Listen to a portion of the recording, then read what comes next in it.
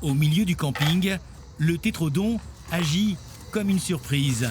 Pas encore mobil-home, plus tout à fait caravane.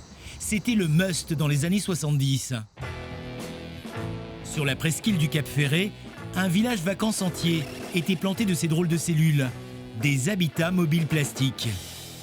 À l'époque, le pétrole ne valait pas cher et on a construit en fibre de verre ce type d'équipement dans des moules.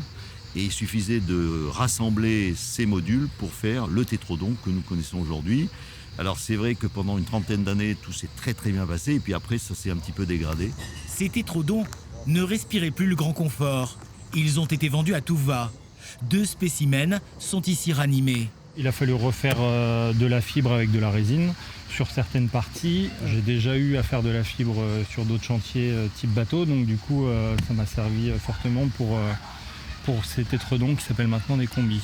Et ces combis sont désormais des lieux musées qui servent la vie moderne. On peut les réserver gratuitement pour télétravailler et surtout rester connecté. Sans ça, c'est vrai que c'était compliqué. Ah oui, sans ça, c'était impossible pour moi de travailler. Au mobil-home, on n'a pas de connexion. Il faut être à l'accueil avec les enfants qui crient de partout. Donc d'avoir créé cet espace, pour moi, ça m'a changé la vie. Christophe est un comptable en vacances. Mais depuis un tétrodon, il fait les payes de ses collègues à 300 km de là. Franchement, c'est un vrai confort. L'environnement, c'est sympa, c'est propre.